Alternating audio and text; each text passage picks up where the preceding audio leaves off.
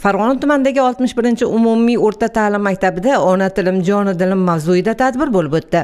Tadbirda so'z olganlar 21-oktyabr o'zbek tiliga davlat tili maqomi berilgan kun mamlakatimizda bayram sifatida nishonlanishi, yurtimizda ona tilimizga bo'lgan e'tiborning yana bir e'tirofidir deya ta'kidlab o'tdilar. Shuningdek, o'zbek tili taraqqiyotida buyuk mutafakkir Alisher Navoiyning hissasi beqiyosligi haqida ham aytib o'tildi. Kuni kecha davlatimiz rahbarining Birlashgan Millatlar Tashkiloti minbarida turib, sof o'zbek tilida nutq so'zlaganlari bizga katta g'urur baxsh etdi.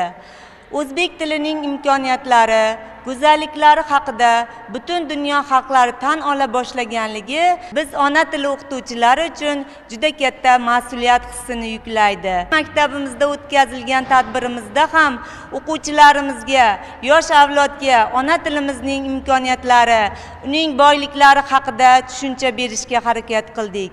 Biz ona tili va adabiyot o'qituvchilari ona tilimizning rivojiga o'z hissamizni albatta qo'shamiz. Tadbir doirasida o'tkazilgan ochiq darslarda ustozlar zamonaviy pedagogik texnologiyalardan foydalanib, dars jarayonlarini tashkil qilishdi. O'qituvchilar noan'anaviy ta'lim usullaridan foydalanishga harakat qildilar. Bayram tadbirida o'quvchilar tomonidan namoyish etilgan sahna ko'rinishlari, she'r va qo'shiqlarning barchasida o'zbek tilining naqadar jarangdor va jozibali ekanligi ko'rsatib berildi. Garchi zug'um qilganlarni yoqtirmadim, she'r yozdim-u bo'lak ishni qotirmadim. Tilim turib o'z tilimda gapirmadim. Bir eslasam eziladi bag'ri dilim. Ona tilim, kechir meni ona tilim. Maktabimizdagi bugungi tadbir o'zbek tili haqida bo'ldi. Bu tadbirda biz til haqida bilmagan narsalarimizni o'rganib oldik va o'quvchilar o'rtasida bellashuvlar bo'ldi.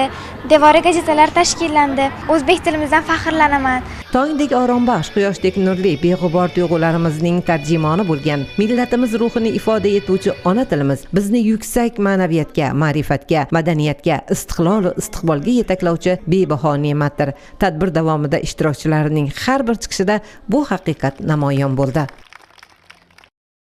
Bugun Yaponiyaning 8 ta, Turkiyaning 18 ta, Amerikaning 8 ta, Germaniyaning 4 ta universitetlarida o'zbek tili o'qitiladi. Bular o'zbek tilining dunyo hamjamiyatida obro'si oshib, dunyo tilshunoslarining o'zbek tiliga bo'lgan qiziqishi ortib borayotganidan dalolatdir. Farg'ona shahridagi 11-umumta'lim maktabida bo'lib o'tgan Til millat ko'zgusi mavzusidagi bayram tadbiri mutaxassislarning ana shunday ma'lumotlari bilan boshlandi.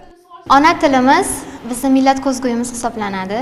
Jumladan ona tilimizga hissa qo'shgan arboblarimiz, ularni o'sha ona tilimizni shu darajaga kelishiga sabab bo'lgan insonlarimiz ham biz uchun juda ham qadrli va ularni har til bayramida eslab o'tish, tadbir davomida ular haqida chiroyli ma'lumotlar berish hurmat yuzasidan albatta joiz.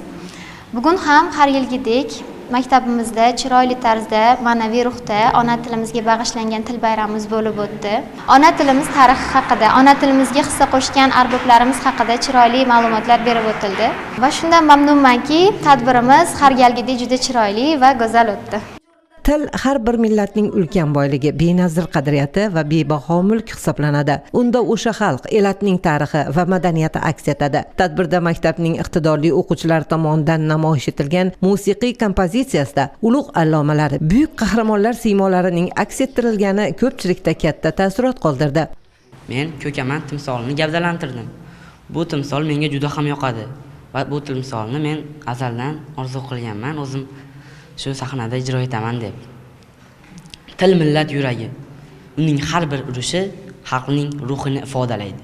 Til yo'q joyda el yo'q. El yo'q joyda esa yurak urmaydi. Til insonni butun borliqdan ustun qilib turgan bemisl qudrat. Millatning qalbi, ruhi, o'tmishi, buguni, kelajagi, orzu va armonlari millatning o'zligidir. Tadbirda har bir millatdoshimiz ona tilimizni asrab avaylash, uning sofligini saqlash zarurligi haqida aytib o'tdilar.